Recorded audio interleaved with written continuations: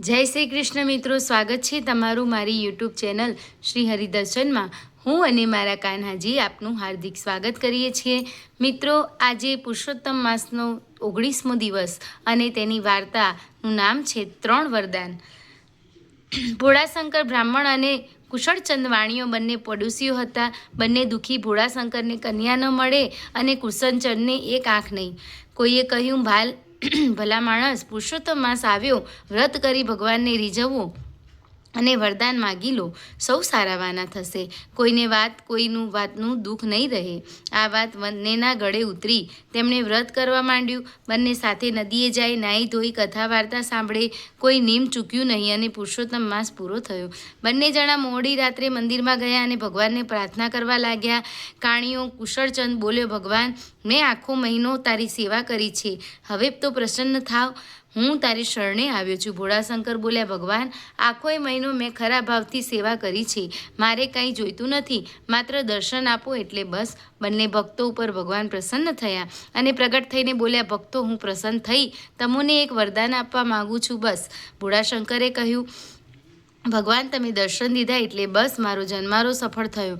કાણીઓ કુશળચંદ કોણી મારીને બોલ્યો, માગને, ભગવાન કહે છે, માગતા શું જોર આવે છે?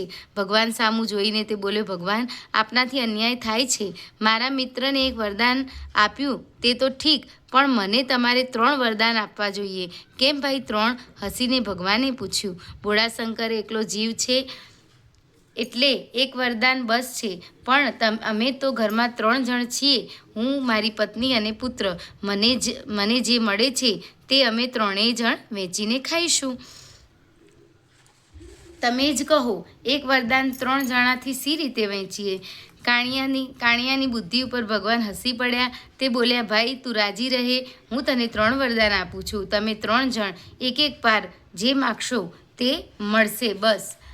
કુશળચંદ તો રાજી થઈ ગયો અને ભગવાનના ચરણોમાં દંડવત પ્રણામ કર્યા। દર્શન આપીને ભગવાન અંતર ધ્યાન થઈ ગયા।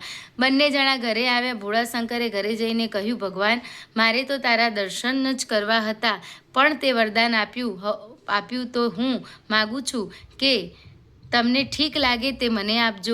કુશળચંદ ઘરે ગયો અને પોતાની પત્નીને કહ્યું, જો આપણને ભગવાને 3 વરદાન આપ્યા છે, આપણે એક વાર જે માગીશું તે મળશે। વાણિયાના મનમાં આનંદ થયો। તેણે તેનો કાણો પતિ ગમતો ન હતો અને પોતે ભીનેવાની હતી। એક વેળા તેનો પતિ બહારગામ ગયો એટલે તેણે ઘીનો દીવો કરી અને ભગવાનને પ્રાર્થના કરી, હે પ્રભુ, તમે વરદાન માગવા કહ્યું હતું તો આજે હું માગું છું તે મને રૂપ આપો। ઘડીક વારમાં જ કાળી કદરૂપી વાણિયણ રૂપનો અંબાર બની ગઈ। વાણિયણને હરખનો પાર ન રહ્યો। લોકોને પોતાની રૂપ બતાવવા બેડું લઈને તે નદી કાંઠે જળ ભરવા ગઈ। એવામાં ગામનો રાજા ઘોડા ઉપર બેસી ફરતો નદી કાંઠે જતો હતો।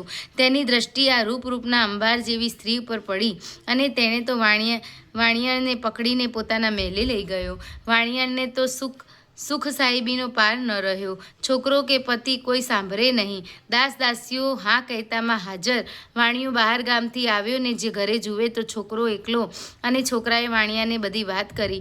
વાણિયાનો મિજાજ ગયો અને સીધો રાજા પાસે ગયો અને પોતાની પત્નીની માંગણી કરી। રાજાએ કહ્યું, ભાઈ, તારી પત્નીને મેં જોર જલમથી રાખી નથી, તારી સાથે આવે તો લઈ જા, મારી ના નથી। કુશળચંદે પોતાની પત્નીને ઘણું સમજાવી, પણ તે વળી આવું સુખ છોડીને હાથે કરીને દુઃખમાં શું કામ પડે?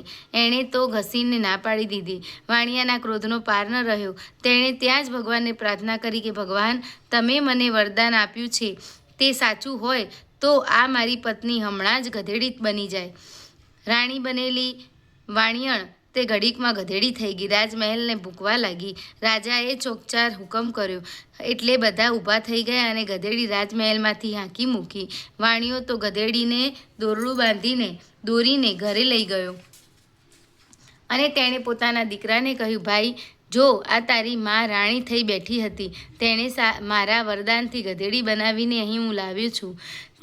છોકરાની આંખમાં આંસુ આવી ગયા। માં વિના તેના જીવને સુખ ન હતું, ગમે તેવી પણ પોતાની માં ક્યાંથી છોકરાએ ભગવાન આગળ પ્રાર્થના કરી, પ્રભુ પહેલાં જેવી મારી માં હતી તેવી માં કરી દો, એટલું વરદાન હું માગું છું. છોકરાએ વરદાન માગ્યું અને તે ઘડીકમાં તેની માં ગધેડીમાંથી પાછી વાણિયણ બની ગઈ. આમ અભાગી કુશળચંદની કુશળતામાં કામમાં ન આવી અને 3 વરદાન માગ્યા તો એ ફોગટ ગયા. પોતાની આંખ પણ સાજી કરી ન શક્યો. ભોળા શંકરે તો બધું ભગવાન પર છોડ્યું હતું. એટલે ભગવાન પુરુષોત્તમરાયની કૃપાથી થોડા સમયમાં તેનું લગ્ન એક સદ્ગુણી કન્યા સાથે થયું અને બંને જણા પ્રભુ ભજન કરી આનંદમાં દિવસો વિતાવવા લાગ્યા. જ્યાં ભગવાનની કૃપા થાય ત્યાં શું ખામી રહે. જય પુરુષોત્તમરાય. જેવા બ્રાહ્મણોને તમે ફળ્યા તેવા સૌને ફળજો. મિત્રો, આ હતી પુરુષોત્તમ માસના 19મા દિવસની વાર્તા. ફરી નવી વાર્તા સાથે મળીશું. ત્યાં સુધી મને રજા આપશો. જય શ્રી કૃષ્ણ.